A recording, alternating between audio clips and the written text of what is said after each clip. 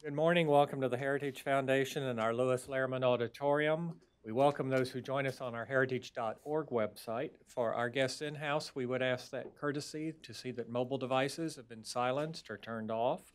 And of course, those watching online are welcome to send questions or comments at any time. Opening our program will be Olivia Enos, who is Policy Analyst in our Asian Studies Center. She, of course, focuses on human rights and transnational criminal issues. In 2014, she co-founded the Council on Asian Affairs, a group for young Asia policy professionals in Washington, D.C.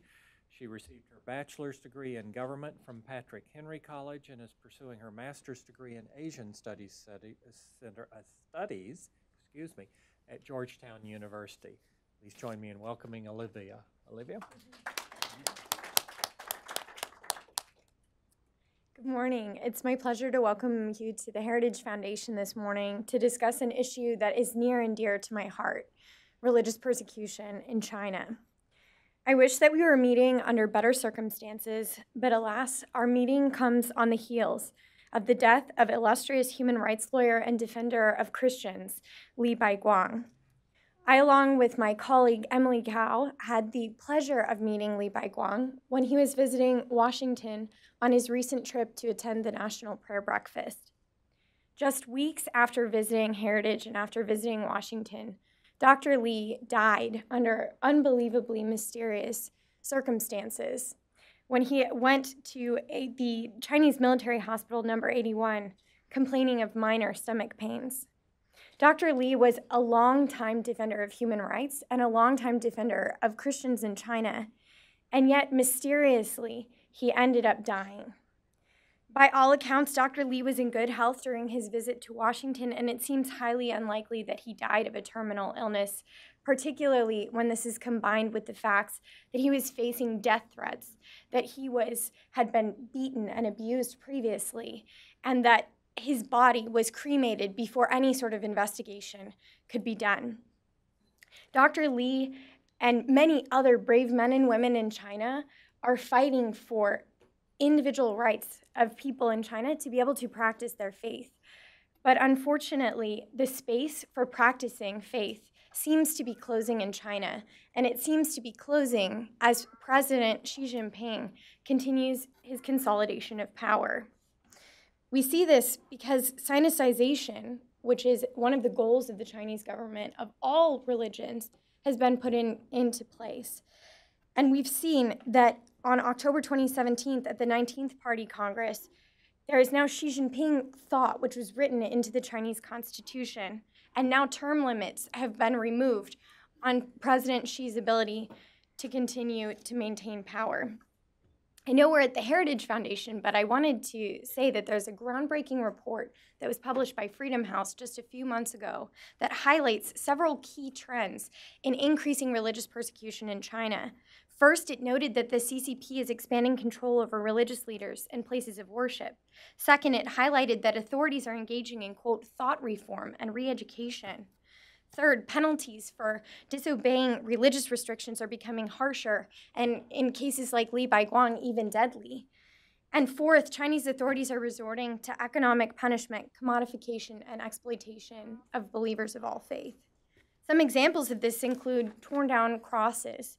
It includes imprisoned pastors, the demolition of the Gold Lampstand Church, making the Bible illegal and forbidding children under the age of 18 from receiving religious education. But it's not just Christians that are affected.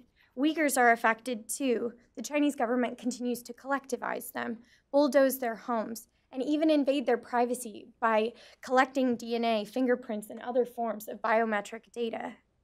Today, we will hear from Li Baiguang, who will tell us about the story of her husband, Zhang Haitong, who is currently sentenced to prison for his defense of Uyghurs. Li and her son fled to the U.S. seeking freedom, and we're going to hear her story today. Also, Bob has brought along with him, and you can collect these on your way out, journals talking about religious persecution. He can give a little bit more details exactly about what that is. But real people in China are suffering, and we're going to hear firsthand what exactly that's like to practice your faith in China. And the Trump administration has communicated its desire to protect and preserve religious freedom for people of all faiths. So it's time for the U.S. and for the international community to call out China for its violations of religious freedom. It's now my pleasure to introduce our speakers. We'll first have testimony from Li Baiguang, who will tell us more about her own story. And then we will hear from Doug Robison. Doug is the chairman of the board of China Aid. He is the president of EXL Petroleum. He is a 1979 graduate from Texas Tech University with a BA degree in Business Administration, and he received his JD from Texas Tech University School of Law and is licensed by the State Bar of Texas. He, along with David Feeble and Michael LaMonica, formed EXL Petroleum LP in August 2005. It is now my pleasure to welcome our speakers to give their remarks. Thank you.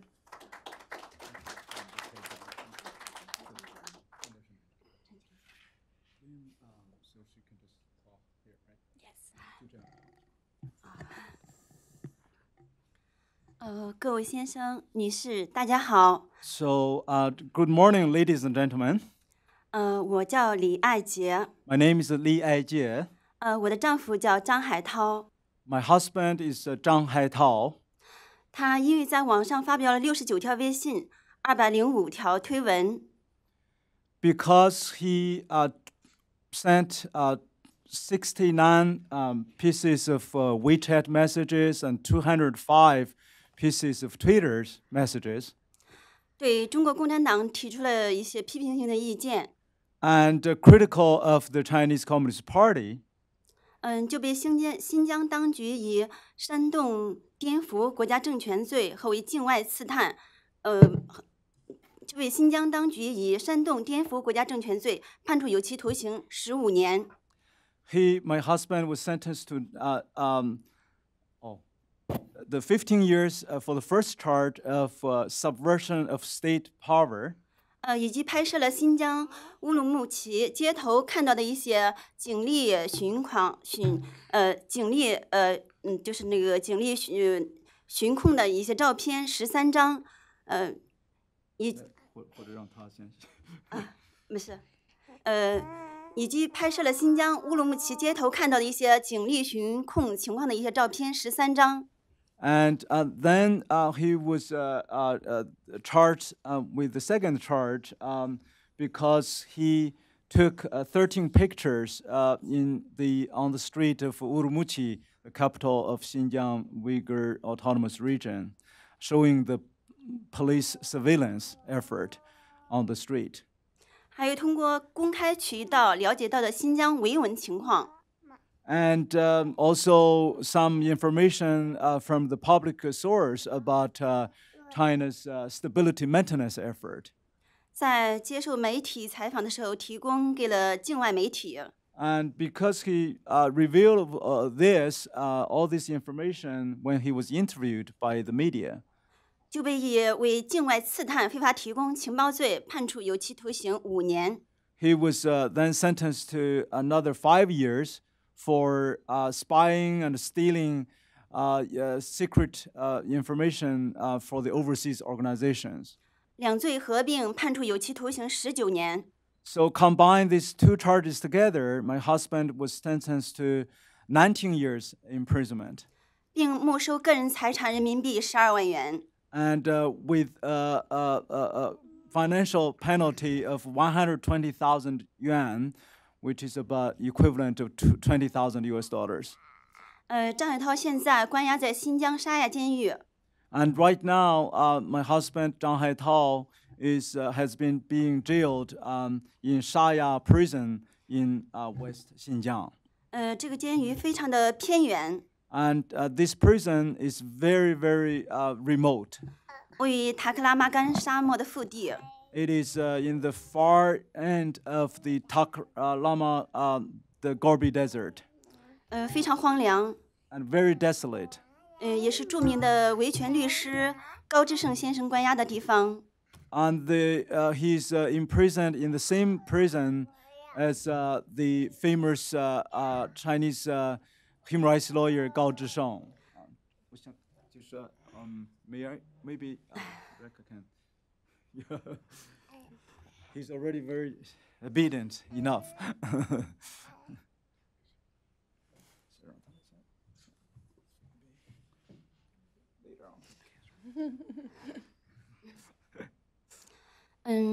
张海涛是2015年6月26号，他在外面做电信业务的时候被新疆的国保带走。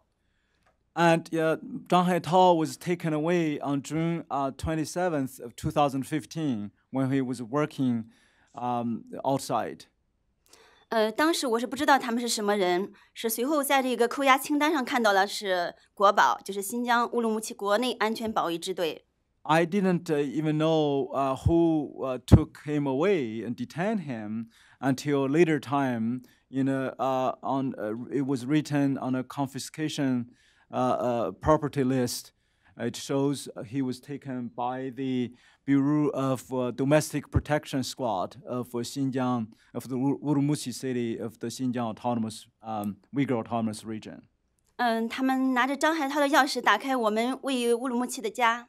The secret police even grabbed Zhang Haitao's key to our house and broke into our home. 他们穿的全部是便衣，共7个人。And 7 of them, with plain clothes, just broke into our house. 他们没有出示证件，也没有搜查证。And they did not show any search warrant or any other ID. 他对我们位于新疆的家进行了查抄。他们。And they searched our home thoroughly. 家中的银行卡、手机还有电脑等等全部被扣押。And all the bank cards or computers and electronic devices like cell phones were all confiscated. 家中的钱只有800多块钱了。And only left us with 800 yuan, which is about $110. 当时我刚刚怀孕3个多月。I was just 3 months pregnancy. 查抄之后已是深夜。And it was when the search happened, it was already late night. 当夜他们有强行带我到新疆一个就是中亚南路派出所，然后进行审讯。Then I was even taken to the Zhengya Nanlu police station for further interrogation at the same night. 当时我是饿得又恶心又呕吐的。And I was so hungry and sick even throughout. 但是他们完全不顾这些。But nobody cared. 审讯到凌晨1点多。Until 1 o'clock early morning, I was still interrogated. 然后才放我回去。And then I was released. 随后我们家又一次被搜查。And then our house was being searched again by the secret police. 没有搜查证。And again, no search warrant. 没有扣押清单。And no confiscation item list provided. 又带走了很多的材料。And despite they have confiscated and taken away a lot of materials from our home. 张海涛的一审是在2016年的1月18日开庭。And the first trial of Zhang Haitao happened in January 18th, 2016.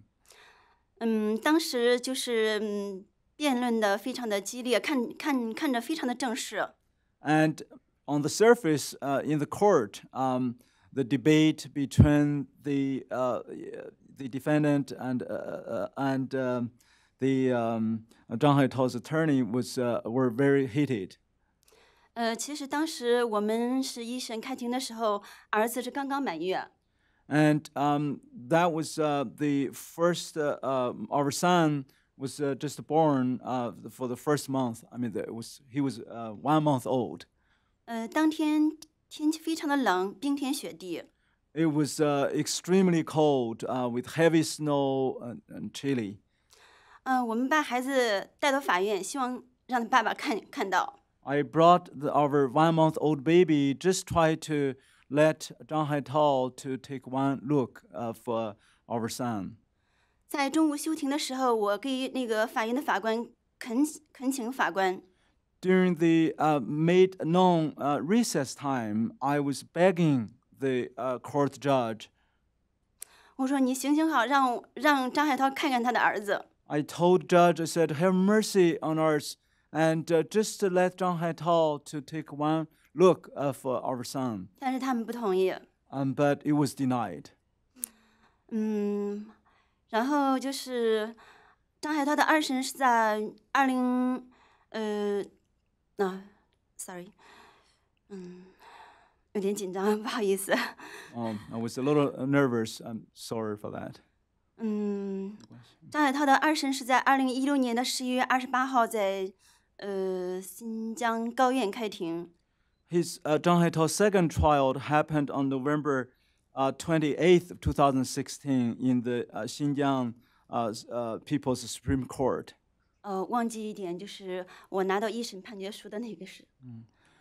Also, I want to mention first about the circumstances when I received the first verdict.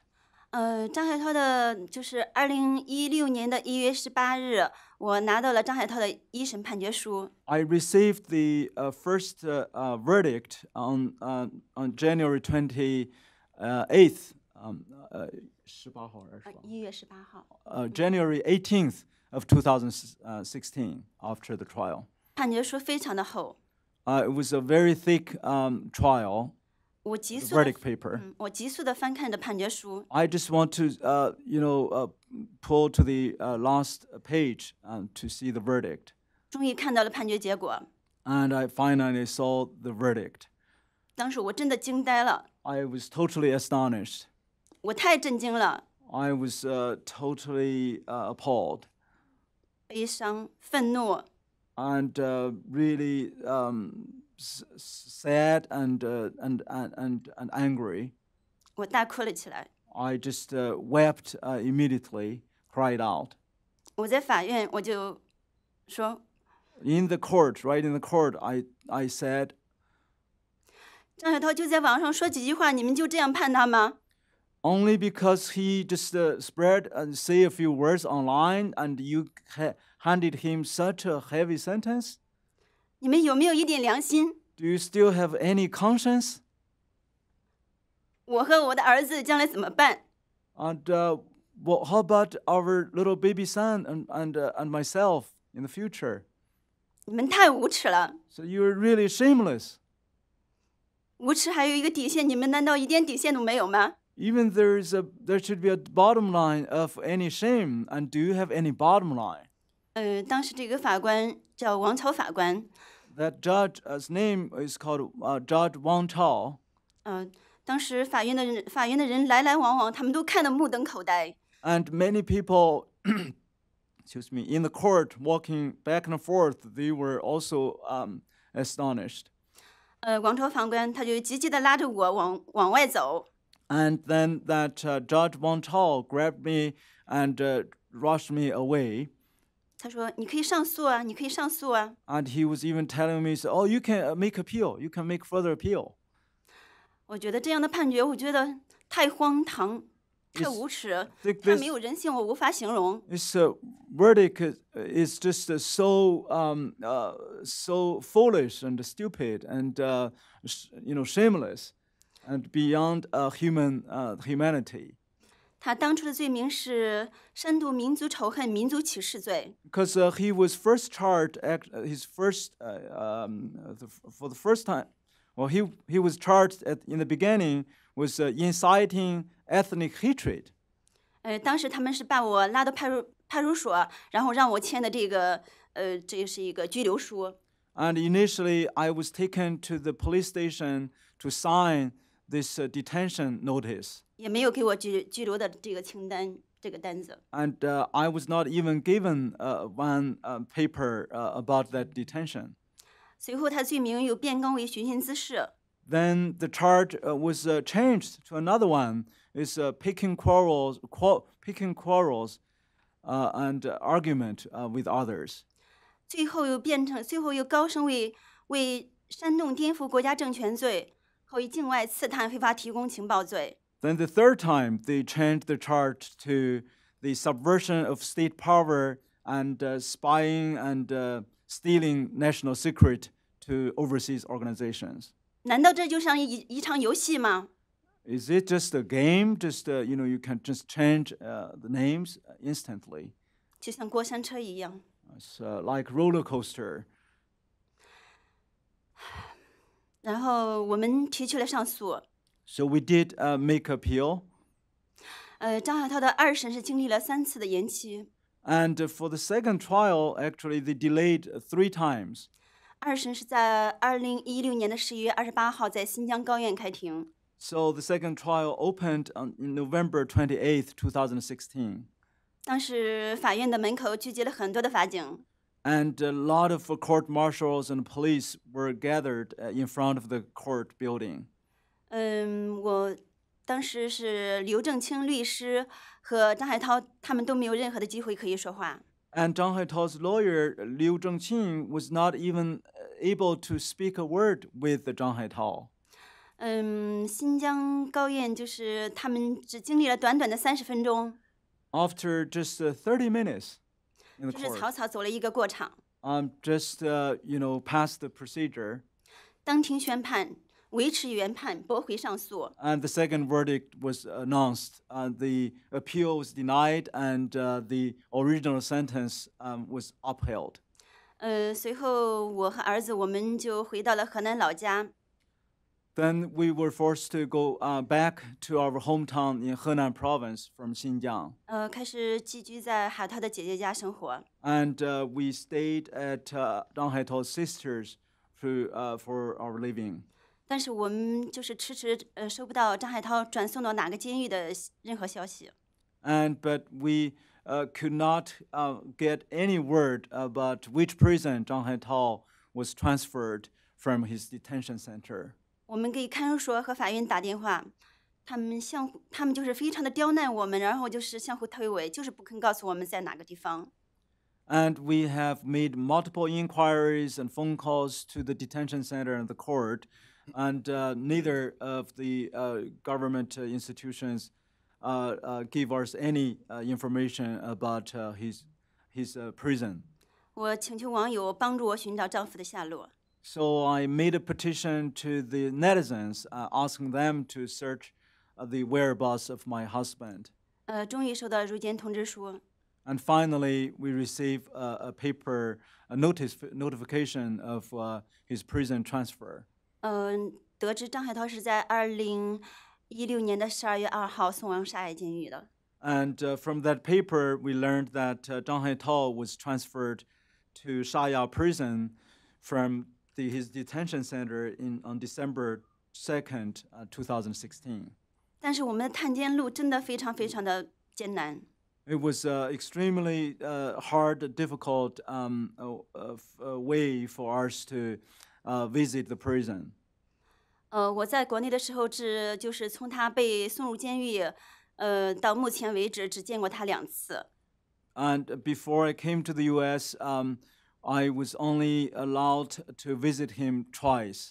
他们总是以各种理由和借口不让我们会见。 And the authorities just make all kinds of excuses to prevent our family to meet with him. 这2次得到的机会还是，就是国际媒体对我们的不断的关注和报道下才得来的机会。 These 2 opportunities were granted as a result of the international pressure. 就是我来到美国之后，海涛的姐姐也给他们沙亚监狱打过很多次电话。 After I escaped to the U.S., Haitau's sister made a number of phone calls to the Shaya prison. 但是总是无人接听。 And nobody picked up the phone call. 也许是我这近2天在白宫的这些活动，然后我昨天得知说是这个月就是26号可以探监。 And I think because of my advocacy over appeal in Washington, D.C., including the White House in the past few days, and yesterday I learned the prison told the family they can arrange a visit on the April 26th of this month. 这要感谢美国政府、美国国会对我们的关注和支持。 I want to thank the attention by the U.S. Congress and American government. 我丈夫就是他只是就是说了真话。My husband was in prison just because he was telling the truth. 他只是就是他批评了中国，他对中国共产党提出了一些批评性的意见。And his criticism of the CCP was, just based on the facts. 他如果不爱自己的国家，他会这样做吗？ And how could they do this if he doesn't love his country? 他为这些访民，为这些弱势群体，觉得为他们维权，为他们发声。And he was just helping these petitioners and provide a voice, for the human rights defenders. 为他们寻求公平正义。And seek justice and equality. 如果他不是一个有良知和有正义感的人，他会这样做吗？ And if he does not have, conscience or the sense of justice, how could he do this? 他为民主、自由、人权而发声、抗争。And he just, fight for democracy and freedom and human rights. 正如他信中给我写的， And like one letter he wrote to me from his prison. 这些年来为民主、自由、人权而呐喊，已经成为我生活和工作中就是非常重要的内容。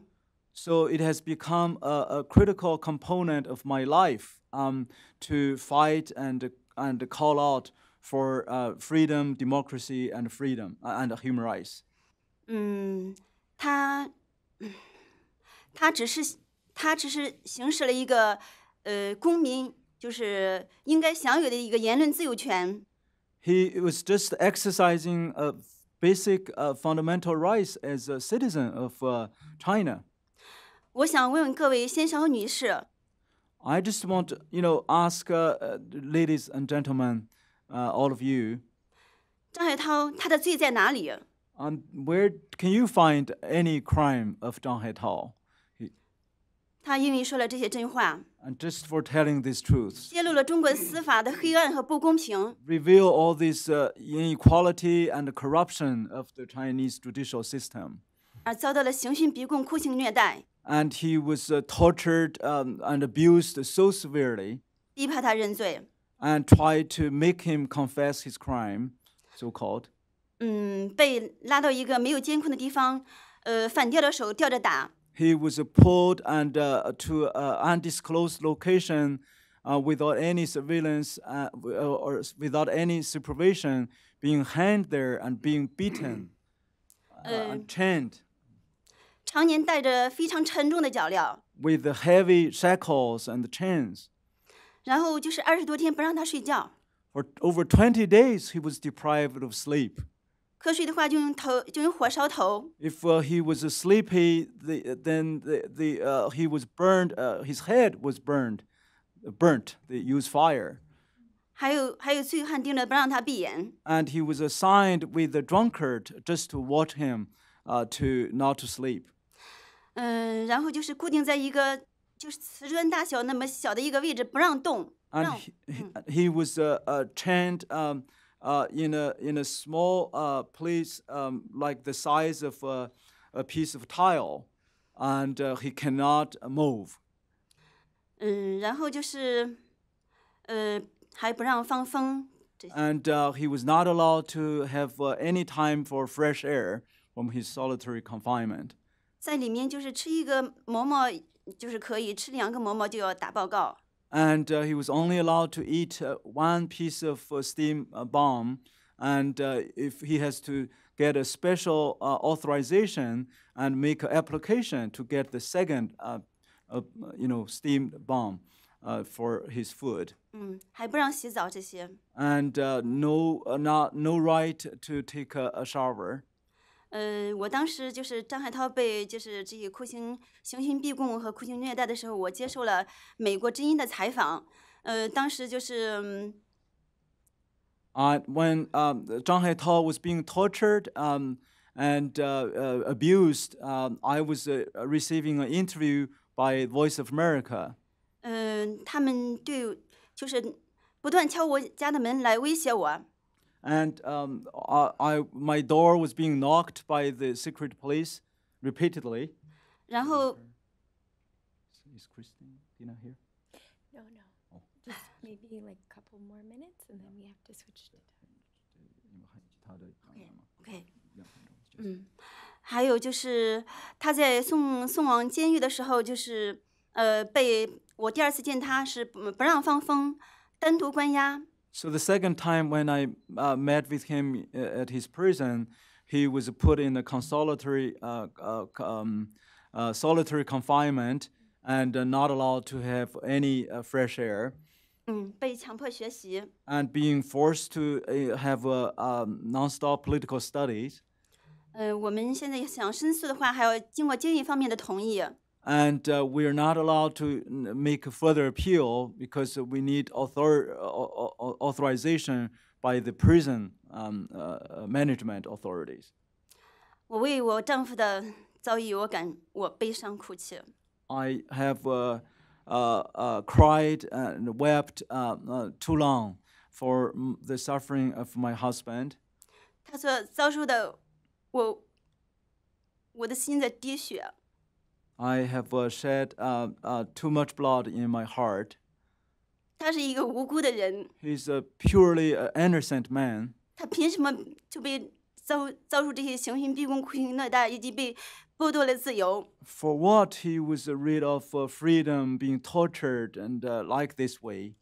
我为我丈夫不断的就是呼吁发声。 I just want to continue to speak up for my husband. 而且我要照顾我年幼的儿子。 I have to take care of our young baby boy. 曾经就是在我儿子3、4个月的时候，孩子就没有奶水吃了，就是奶水就突然停掉了。 And after my boy was born, for 3 months, and there's no milk anymore from me to our boy. 我也因为就是把就是监狱里面的一些黑暗、这些违法的情况曝光了出来。 Just because I expose all this darkness and mistreatment of my husband. 然后在2017年的10月9日，我回到娘家时， October the 9th, 2017, when I returned to my own, my parents' home. 我的家人他们要求我和张海涛断绝关系，重新嫁人。 My family members all tried to force me to divorce Zhang Haitao and ask me to marry other person. 我断然拒绝。 I just resolutely rejected. 我的家人就对我进行了非常残酷的暴打，可以说是往死里暴打。 And my family member just beat me almost to death violently. 当时我的哥哥甚至掐着我的脖子，让我就是无法呼吸。 And my own brother at the time almost choked me. I could not breathe. 我当时大喊：“耶稣救我！” I just the only thing I cried out is Jesus saved me, save me. 我的哥哥和姐姐平时是最疼爱我的， My brother and my sister are the ones care and loves me the most in the ordinary time. 他们为什么会对我下此毒手？ Why did they engage this such a brutal way toward me? 因为他们不堪当局对他们的威胁和压力。 Because they could not bear any more the kind of a threat and torture. I mean the pressure by the authorities. 他们如果不这样做，就是无法向这些当局的交差。 They couldn't make a report to the authorities if they didn't do this to me. 当天的警车2次开到我家， During that time, the police car went to our house twice. 感谢上帝对我们母子的怜悯。 Thank God for the mercy of to me and our son. 我在傅西修牧师对话援助学会以及川普总统和川普政府对我们的大力帮助和支持下，我来到了美国。 With the help of Pastor Bob Fu and China Aid and also the Trump administration, we were rescued into the U.S. and have freedom. 借此机会深深的感谢。 and just use this opportunity to thank all of you. 其实，在中国这样的案例是举不胜举。 And in China, actually, these kind of cases, instances happen to a number of others. 就是被关押1000多天的王全璋律师， Like, lawyer Wang Quanzhang, who had been detained and for over 1,000 days. 不判、不审、不放。 No trial, no verdict, and no freedom. 还有失踪近8个多月的高志胜律师， And of course, human rights lawyer Gao Zhisheng has been missing again for another 8 months. 还有王炳章博士 Of course, Dr. Wang Binzhang, who's serving life sentence. 被判刑7年的曹三强牧师， And Pastor Cao Sanqiang, Zhang Cao, was sentenced to 7 years imprisonment recently. 对，还有就是为访民维权、为张海涛呼吁发生不明原因被关押的黄晓敏先生。 And another one, Mr. Huang Xiaomin, who is still also missing for simply advocating and speaking up for the mistreatment of my husband, Zhang Haitao. 为自由和人权而战的李玉凤女士， And Miss Li Yufeng, who is also being detained for a long time, still because of her freedom and speaking up for freedom. 还有屠夫武干， And of course, another human rights defender, Tu Fu, his name is Wu Gan. 还有董广平、 And Mr. Deng Guangping is 于文 also, 生。 and lawyer Yu Wensheng. 这份名单真的太长， So 我 the 无法说 list 完。 is too long for me to finish. 我为我的丈夫悲伤哭泣， I, of course, been weeping and crying for my husband. 我为在这片中国大地上失去自由的这些人而哭泣。 I also have been crying out for those who have lost their freedom in the mainland China. 是什么夺去了他们的自由？ And who and for what their freedom was taken away. 我只是一个家庭主妇，也不善于表达。 I'm just a housewife. I just do not have the gift of expressing eloquently. 但是现在没办法，我必须站起来为说出真相。 I just have no other way but to stand up and speak up for the truth. 我呼吁川普总统、川普政府以及国际社会关注中国的人权状况。 I just call out and ask President Trump and the international community to pay more attention and care about the human rights condition in China. 关注我的先生张海涛。 And help free my husband, Zhang Haitao, 最终使我们家人团聚。 so that we can have a family reunion in the end. 我需要我的丈夫，我的儿子需要他的爸爸。 And I need my husband, and our son need his father. 谢谢大家。 Thank you very much. Keep your remarks to about 10 minutes so we have time to do Q&A. Sure, I'll do that. Yeah, I'll keep my remarks short. My name's Doug Robison. I'm chairman of China Aid. I've been working with Bob Fu and China Aid since 2004. First trip into China was able to visit with Li Baiguang as I was visiting with different attorneys who are prosecuting civil rights, human rights cases throughout China. Li Baiguang, of course, was forefront among those.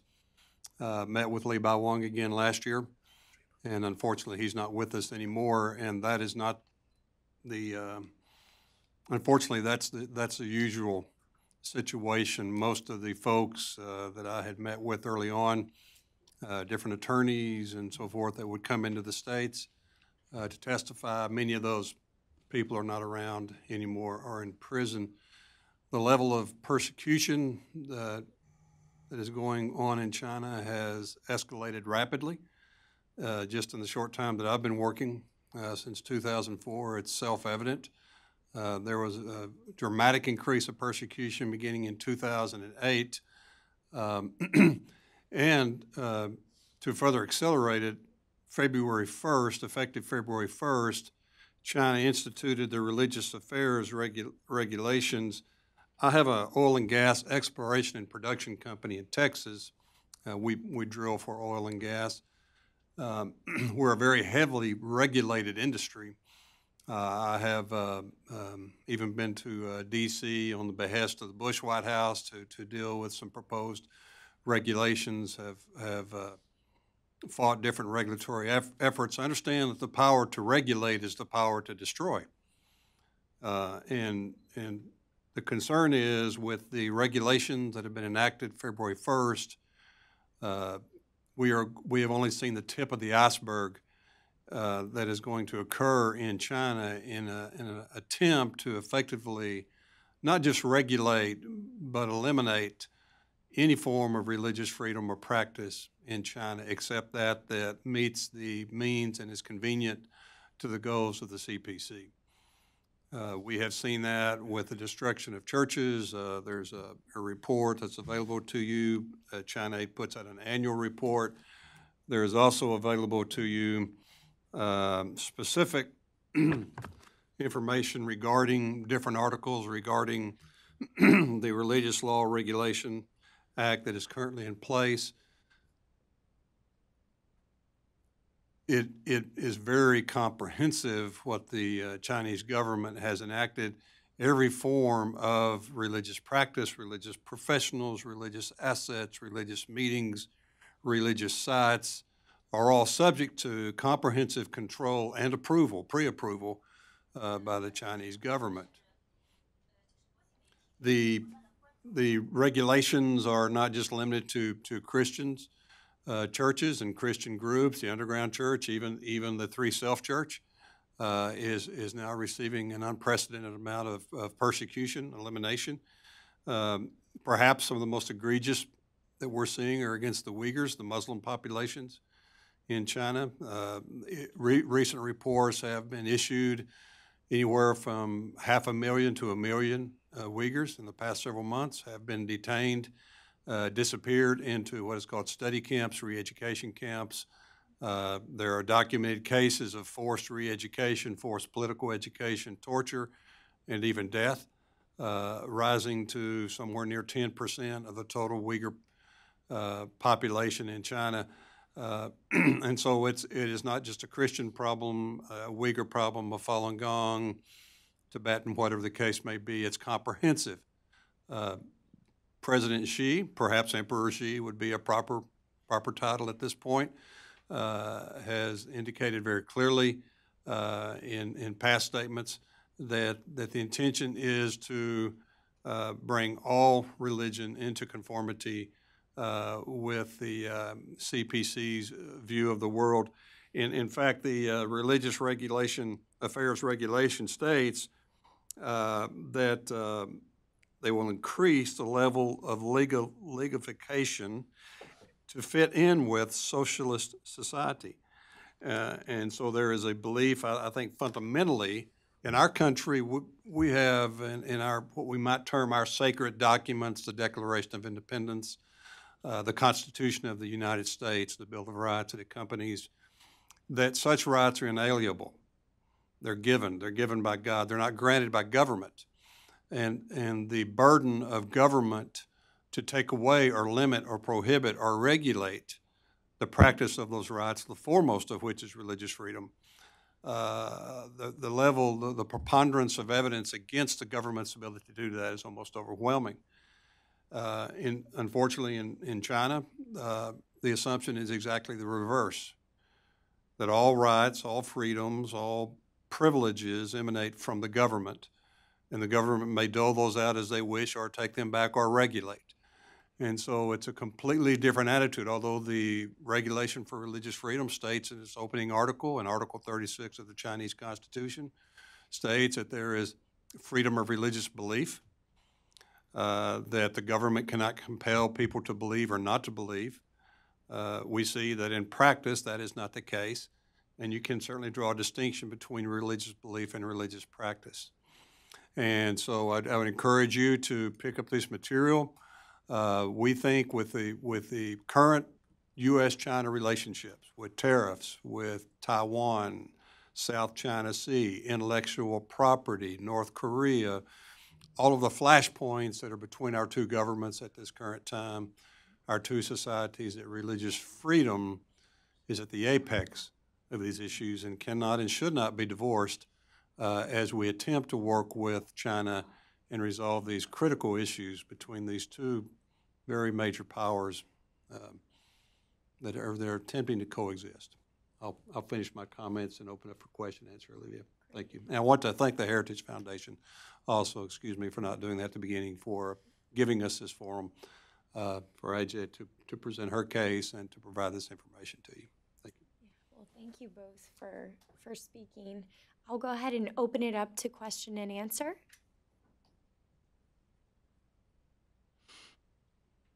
I'll start by asking the first question so people have a little time to think.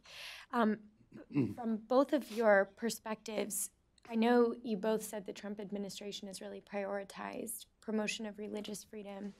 What do you think would be the most useful step that either Congress or the administration could take to really help serve people of all faiths in China? Want me to comment? That's great.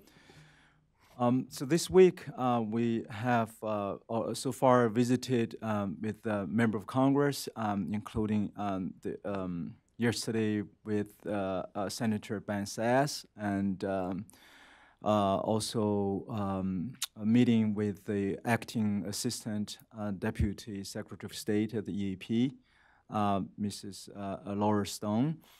And of course, we also had a meeting with the National Security Council in the White House. I feel that compared to the previous administration, so this administration has already taken some very positive steps to address this rapid deteriorating situation on religious freedom, human rights in China. But I think a lot of work can and should be done to further these freedom agendas, including, I think, as I expressed actually in the White House this week to the senior official in the National Security Council, I said, President Trump, Vice President Pence should take very concrete steps, such as to invite those family of prisoners of conscience from China to the White House and to have a public meeting with them. I think, Ms. Li Baiguang and, lawyer Gao Zhisheng's wife, and there are quite a number of these family members, their children,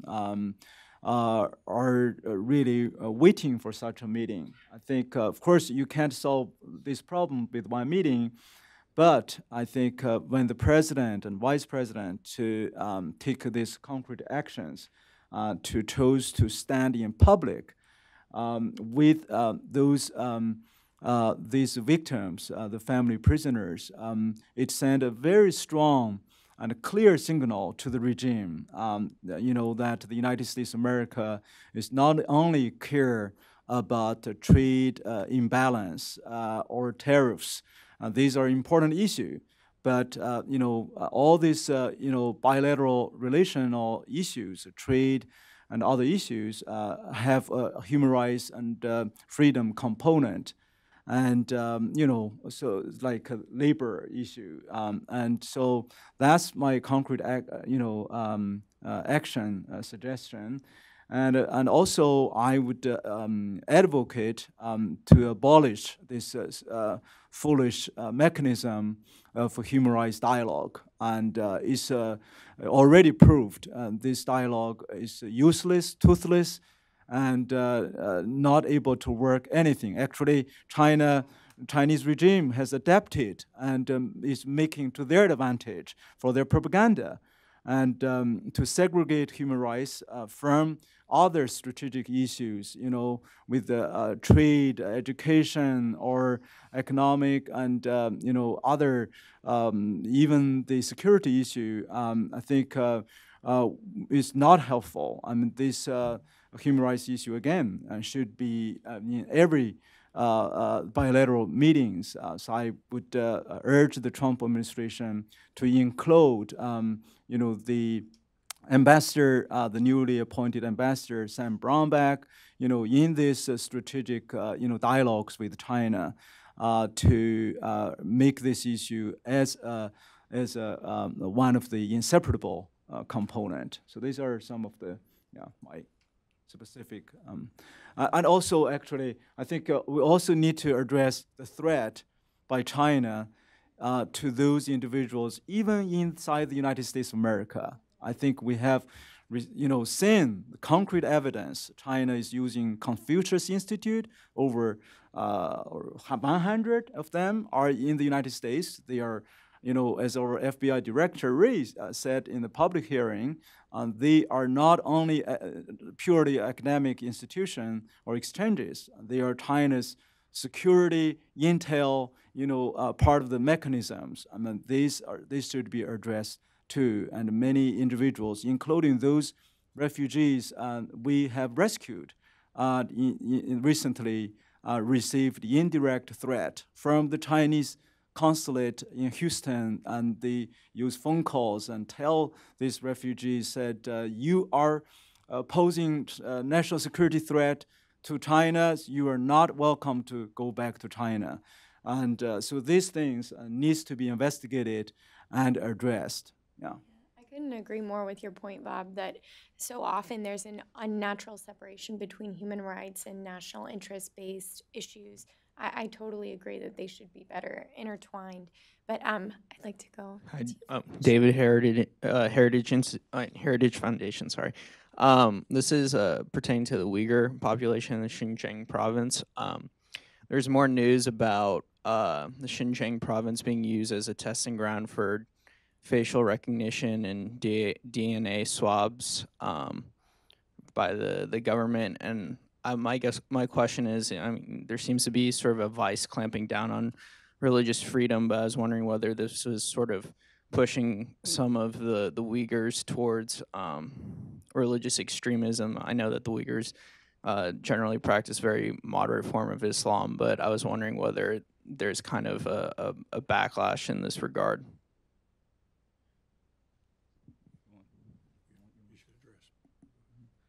According to a latest Communist Party issued document from the Xinjiang Uyghur Autonomous Region, in the past couple of days, we have seen there is a comprehensive, methodical campaign directed. According to the document, it was instructed and credited directly from President Xi Jinping, and concretely instructed by the current Party Secretary Chen Quanguo from Xinjiang Uyghur Autonomous Region. It's a 5-year plan. It started just April of this year, just this month. And according to this plan, the Xinjiang Autonomous Region, every cadre, every civil servant, government, Communist Party official is required and mandated to force themselves to stay in every household of Uyghur families from 2 to 5 days every month. Every month. So every 15 days the rotation. And the tasks of these officials to stay into the Uyghur families, including forced study of Mandarin Chinese language. So every month they have to make sure these Uyghurs have to study at least 500 Chinese characters. And they are required to detail like their whereabouts and how their brain, their like they call mind transformation process is being done, and whether on their cell phone communication, any so-called extremism, or even Uyghur language, kind of religious messages, so in this, if they found there is any tendency or something, then immediately sent to this what Doug mentioned, study camp, 学习中心, or the Mind Transformation Center. It's Gulag. I mean, to put it very frankly, it's those Uyghurs we have seen. There's many of them were forced to even eat the porks.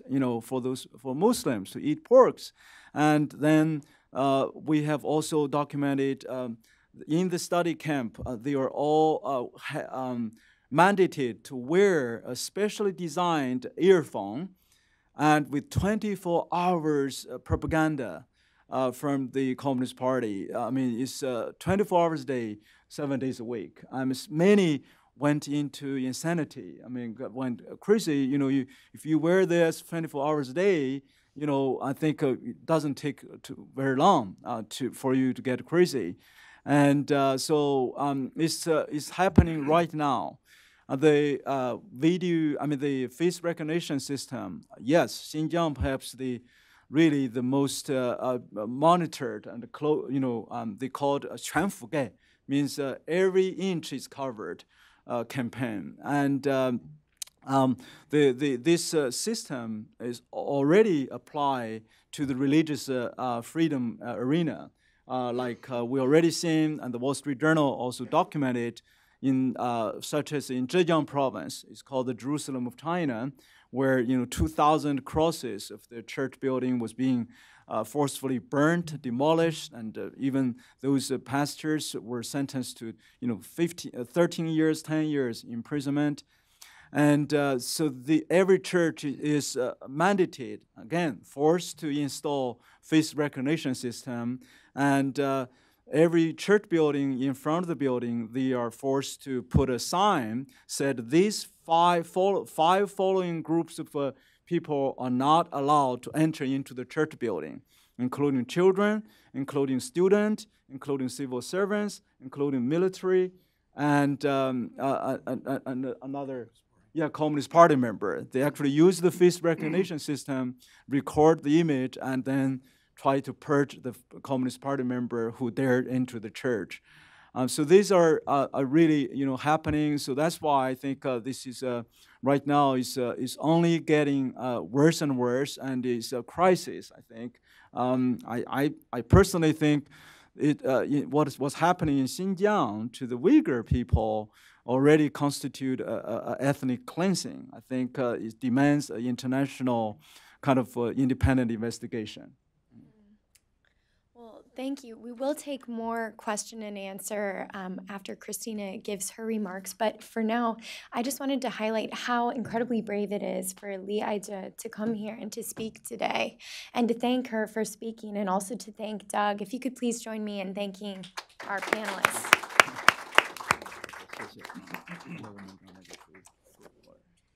So I'd now like to introduce our final closing speaker, Christina Arriaga, who is the Vice Chairwoman of the United States Commission on International Religious Freedom. For over 20 years, Arriaga has worked on the defense of religious freedom internationally and domestically as advisor to the United States delegation to the United Nations Human Rights Commission, an appointee to the U.S. Civil Rights Commission, and the executive director of Beckett Law, a U.S.-based public interest law firm that defends the free expression of all religious traditions. While at Beckett, she launched the only religious liberty clinic in the United States at Stanford Law School. Arriaga is also a sought-after speaker on religious freedom, on the intersection of religious freedom and women's rights and human rights in Cuba. She has also been the recipient of the 2017 Museum's Free Speech Award. She also received her master's degree from Georgetown University, where she graduated magna cum laude. Please join me now in inviting Christina Arriaga to the stage.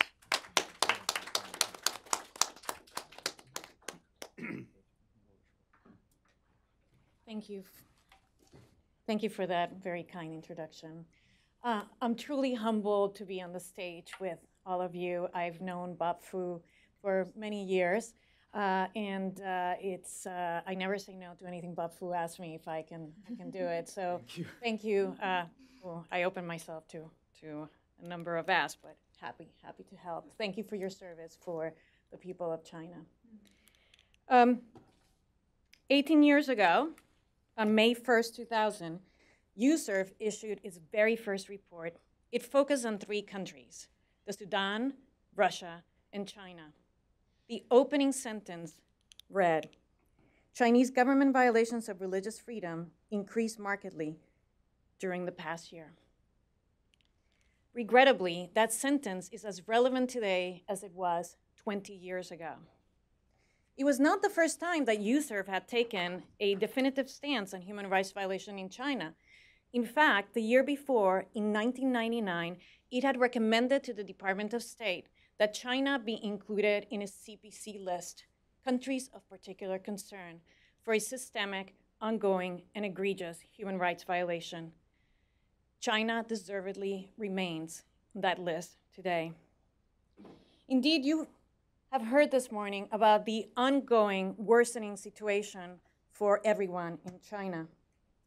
The Chinese have doubled down on their repression, stating, cynically, that it's okay to be a person of faith and to practice one's faith as long as one does it the Chinese way or the socialist way.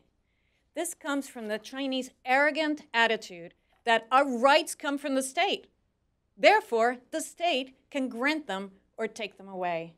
Everyone here knows that our rights do not come from the state. They come from something beyond the state. And that is precisely what the Chinese government fears. Just last week, China released a new paper on religion, where it once again reiterated its position on religion and religious believers, stating that everyone must be subordinate to and serve the overall interest of the nation and the Chinese people. Such a statement is as preposterous as it is alarming and outrageous. It underpins Chinese theory of religion and its place. It represents also the government's shameful attempt to cover up for the fact that they basically thumb their nose at the global community they seek to dominate. Just as you have heard this morning, the horrific human rights violations against people of faith continue. For example, and I know you have already heard about many of these cases, but I believe it is my personal responsibility as a USERV official and as a human rights advocate to repeat these names and give a face to people who are being oppressed in China. Thanks to government policies, the Tibetans and the Uighur Muslims basically live in a police state. The state not only bans the practice of religion, but is also suppressing any cultural practice associated with religion. For instance, Tibetans, as you know, cannot study their language or their culture. Same goes with Uighur Muslims, as Bob mentioned in much more detail today. The faith adherents, all faith adherents in China are subject to extrajudicial detentions. People are held against their will for months at a time without contact with their families and the outside world under horrible conditions. Christians fare no better. As was mentioned earlier, earlier this year, the Golden Lampstand Church was demolished. And Chinese officials, as Bob mentioned and was mentioned earlier, have taken down crosses, religious iconography from churches and from villages. Regrettably, the Chinese government persecution goes beyond property damage. Authorities routinely harass, threaten, detain, and imprison Christians. Since 1997, we have not heard the whereabouts of Bishop Saint Su Xin. Did I get that right? Yeah. Sorry. Spanish is my native language, as you can hear my accent. So transporting myself to Chinese pronunciation, it's nearly impossible. So I apologize. No problem. Just last month, Bishop Guo was detained in a bold attempt to diminish his authority as an underground priest recognized by the Vatican and not by China. But even those states, those churches recognized by the state, suffer greatly, as has also been mentioned. The Chinese government also thinks that it is appropriate to describe certain religious groups as cults, Perhaps no one has suffered as much under this label as the Falun Gong, whose members, also as you know, are subject to psychiatric experimentation, organ harvesting, imprisonment, detention, and disappearance. This started in 1999 when the government set up an extrajudicial security apparatus to eradicate Falun Gong.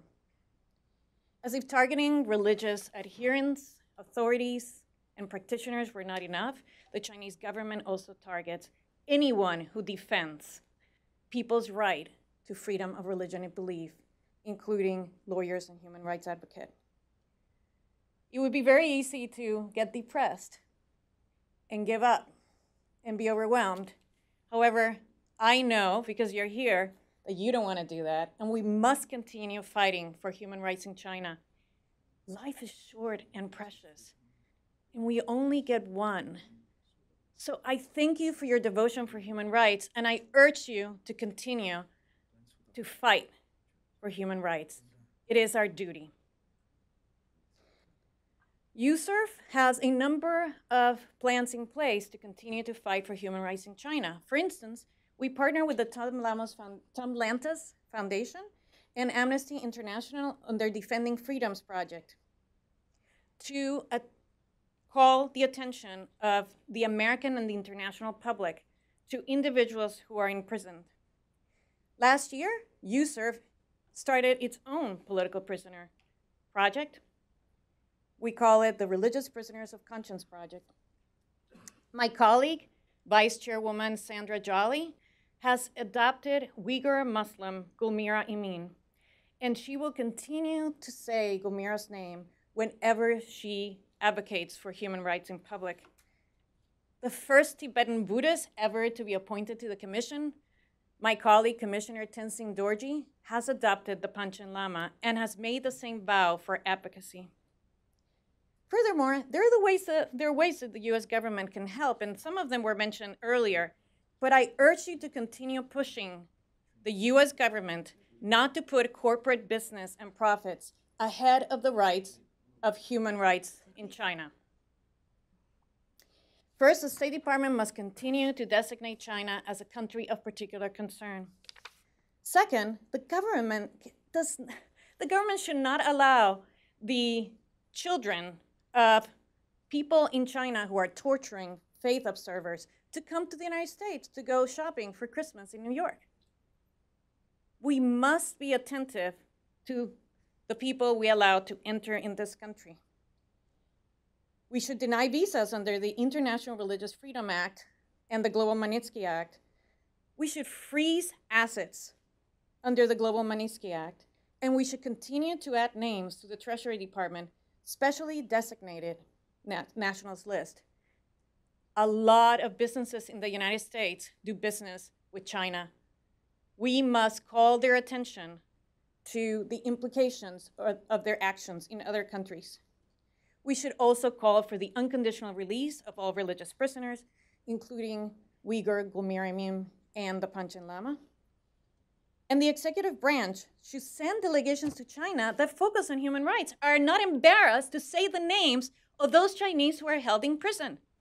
It's outrageous when Americans go to China and they fail to recognize the human rights situation there because of their business interests. Members of Congress should also continue to adopt prisoners of conscience to call attention to their plight and humanize their situation. As I close, I would like to say that the government of China, for all of its interest in improving its economy and its business affairs around the world, has failed to see that repressing its people is counter to economic improvement of their situation.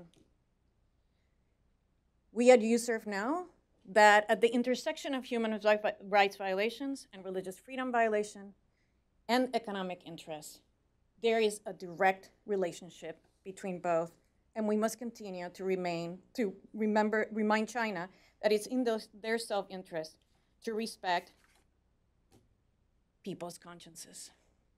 Finally, as a personal note, I'm Cuban American. As I mentioned earlier, the people of Cuba have often suffered greatly also under the communist regime there. And I commit myself to continue to raise these issues in China as my life in this professional world of human rights advocacy continues. Let's remember to tell China, and I thank Heritage Foundation and Ms. Enos particularly for this, let's continue to tell China that we are watching. Thank you. Yeah, of course. Yes. So we're going to now open it up for Q&A again. Yes, gentleman in the back. Edwin Mora with Breitbart News. Can you talk about the state of the Christian community in China, whether it's growing given the conditions, and whether the president of China considers Christians a threat specifically? To everyone. Oh, to everyone. Bob, you want to start? Oh, me? Okay. Well, first of all, and I failed to do this at the beginning, Tina Mufford, who is that beautiful blonde woman in the third row, is our China expert at USERV, and I encourage all of you to talk to her afterwards about the nitty-gritty and the details. A lot of things have happened in the last few months that are very troubling for the future of Christianity in China. There has been the issue between the Vatican and Chinese authorities. That remains, in our view, unresolved, and we do not know exactly what the repercussions will be. But the situation for Christians there is dire. We are unsure about the numbers. Tina, do you want to add something to the numbers? We're unsure about the numbers and whether there's a decrease or increase, but one thing we know for sure is that the persecution for Christians has doubled in intensity. I just thank you, Christina. If you have the report, our annual report shows, on page 36, the number persecuted last year, of course, dramatically increased, and according to our documentation, the number of people that we documented who are persecuted among the just on the Christian alone last year reached to 223,000 compared to these 48,000 of 2016. So that's a dramatic increase. And but I think you also want to know a little bit about the growth of Christian population. When the Communist Party took power, it was the number of Christians was estimated about less than 1 million. 1949. But now, according to the Purdue University sociologist group research, they estimated the number of Chinese Christians already reached to over 100 million. And they projected by 2030, the number will reach to at least 224 million. So it is a staggering, of course, development, and apparently the persecution will only help accelerate the growth. And even according to the white paper Christina mentioned, is those who worship in the government-sanctioned churches had dramatically increased. I remember back to 10 years ago when China issued the first white paper, actually 1998, so it's 20 years ago. They listed the number of Christians is like 15 some million, but this year they just list their number in the official church is 37 million, 37 or 38 million. So it is a dramatic growth. And under President Xi Jinping's mind, now in the past 3 to 5 years of his first term, you can see that he has a particular animosity against Christianity in particular. And 2 years ago, there was a state Ministry of State Security senior official published an article in the China Daily and listing he called 5 groups posing the most severe national security threat. And the number 1 group is called underground churches, along with the political dissidents, petitioners, human rights lawyers. So it's called the New Black 5 categories. So you can tell that I think they are treating that as a national security threat. Certainly, it's a wrong motivation.